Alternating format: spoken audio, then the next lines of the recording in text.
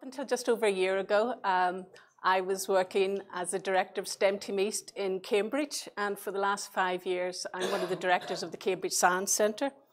And so as director of STEM Team East, what we were doing, we were delivering STEM enhancement and enrichment. So everything that you've heard today, all these various STEM and STEAM enhancement and enrichment schemes that are being proposed, we have been delivering those for the last 10 years into schools in the UK and particularly in Cambridgeshire. And so that's the origami and the robotics and the coding with the microbits and the Raspberry Pi, Sonic Pi, science and art, all of those sort of wonderful things that you're all very enthusiastic about today. So what has been happening in that 10 years? Well, really what happened in the early part of the 10 years is that this STEAM enrichment and enhancement was really being taken up by the private schools and by the better, more academic schools. And what's happening now is the government haven't recognised that, and Cambridge Science Centre and other STEM providers, is that they're now focusing their efforts onto the disadvantaged children and disadvantaged schools. Sorry, it's gone too far.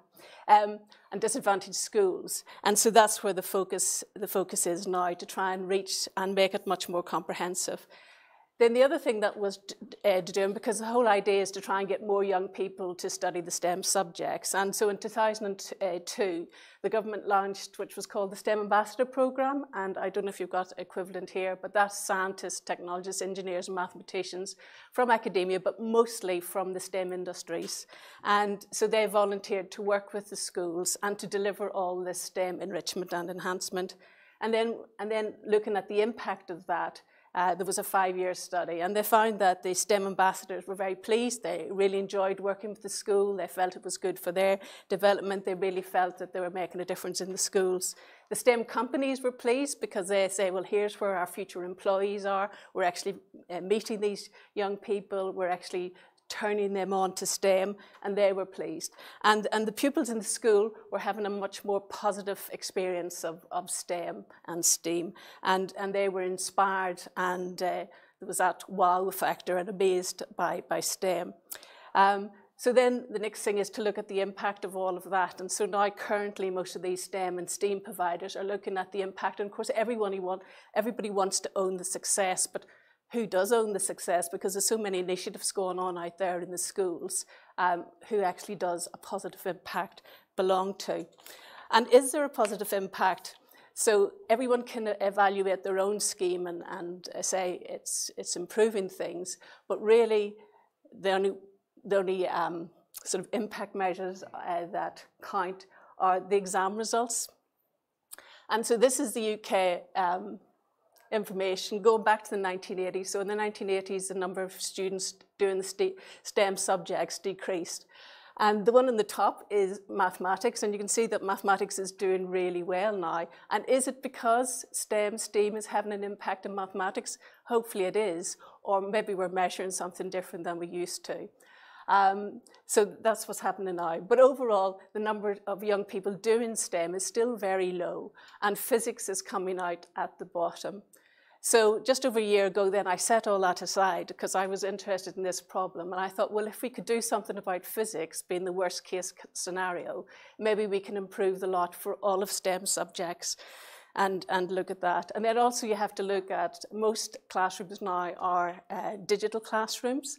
We're at the dawn of technology-enhanced learning and digital learning, and we're working with young people who are digital natives. And so that all marches forward, and so lots of the things that we're looking at as STEAM going forward are going to be there. But is it really going to change the situation in this graph? Oh, sorry, going back to this. You know, will the numbers actually increase? Will STEAM actually make a difference there? So a lot of the research is looking at what are the problems that are causing for STEM, and so obviously looking at physics again. Too few girls, there's a shortage of teachers, the subject's considered too difficult. There's a problem with uptake from low socioeconomic groups and from children with low science capital. And so those are all negative things. And so what our research is looking at, well, what can we do from a positive aspect? And so what we want to look at is going back to this graph again. We're going to look at the people who actually did succeed and see how did they succeed, and what then going forward with all these STEMs initiatives, what do we need to bring forward with us? And obviously innovation and creativity are important, and this is what the STEM industry want. They want innovative, they want creators, and so how do we find that among that and bring that forward? So that's what we're doing. So we're actually looking at a group of people who have qualified in physics nationally, and so we're going to term them as being successful physicists. And because they're older, they're no longer at school, we're doing it as sort of retrospective study for them and looking at these things. What is their physics identity? What physics competences did they have? What were the cognitive processes that they now recognize that they used as students? And what were their personal learning characteristics, and what were their motivations? And so those are what we're trying to measure, to sort of say, this is what we need to bring forward for success, and then how do we deliver these with our STEM initiatives?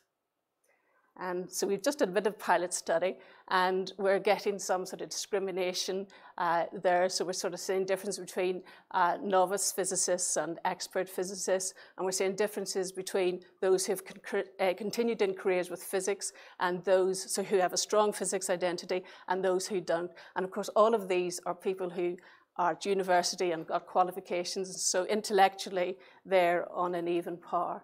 So we looked at those different things, and among those, looking at sort of analysing meta thinking, the fluent thinking, flexible thinking, creative thinking, evolutionary thinking, motivation, etc. So these are the things that we think are important for development of new curricula going forward.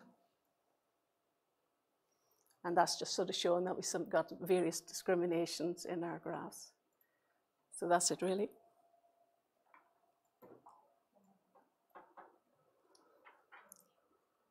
So basically, then we're looking at what do we need to make a good enough physicist, and taking physics as the worst case scenario, what do we need to have a good enough STEM student of the future? That's it. Thank you.